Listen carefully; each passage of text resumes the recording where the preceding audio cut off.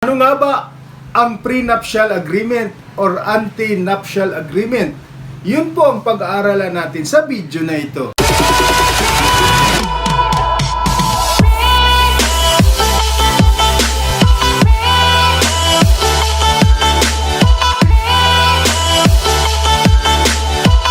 Magandang araw po muli mga kaguro, kaibigan at kaempleyado. Maraming salamat po sa patuloy nyo na panonood sa ating YouTube channel. Huwag nyo kalimutan mga kaibigan na mag-subscribe at hit the notification bell para palagi kayong updated sa ating mga videos. Mga kaibigan, ang ating po mga videos ay may layunin na makapagbigay ng kaalaman sa inyo tungkol sa batas. Ika nga, ignorance of the law excuses no one from compliance therewith. Mga kaibigan, simulan natin kung ano nga bang tinatawag na prenuptial agreement or antenuptial agreement. Ito po ay ginagawa bago ikasal ang isang babae lalaki. Ano nga ba ang layunin kung bakit mayroong antenuptial agreement or prenuptial agreement? Minsan kasi si babae o si lalaki ay galing na sa ibang relasyon. So yung kanilang naunang relasyon, mayroon na silang mga gamit, properties na naipundar o kaya mayroon na silang mga anak.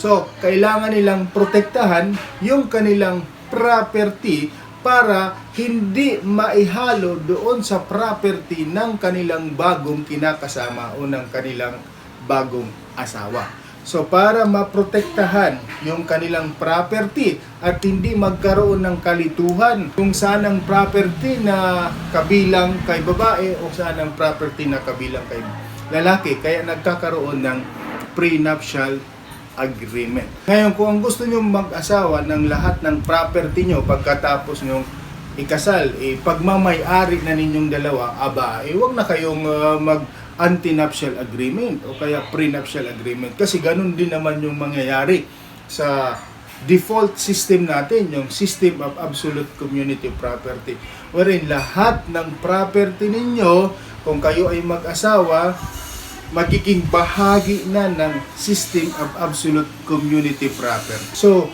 what is antenuptial agreement? It is an agreement entered into between future spouses fixing their property regime that should govern during the existence of their marriage. Ang maaaring mangyari dito, gustuhin ng dalawang mag-asawa na complete separation of their property.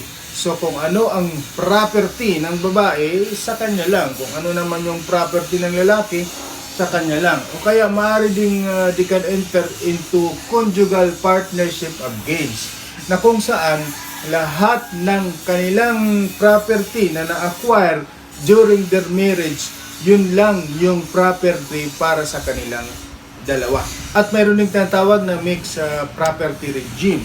So, kung ano yung nakasulat sa antenuptial agreement, yun ang susundin. Okay, so what are the requisites of a valid antenuptial agreement?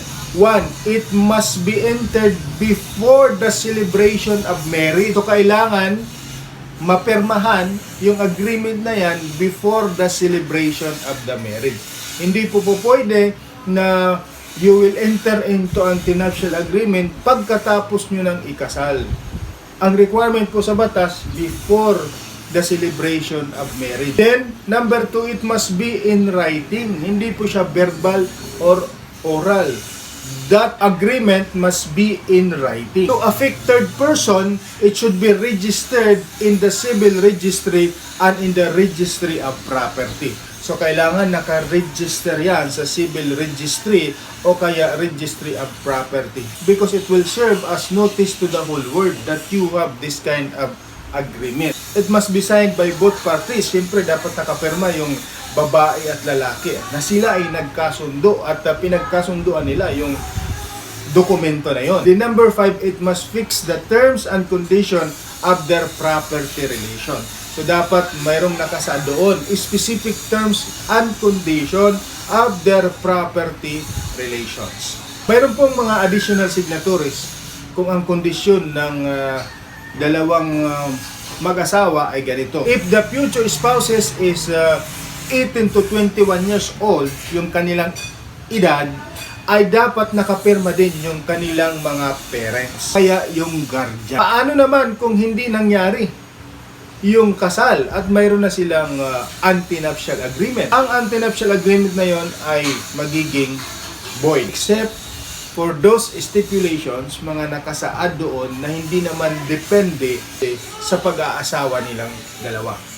So yun lamang po mga kaguro, kaibigan at kaempleyado. Maraming salamat po sa inyong panonood. Mabuhay po kayo.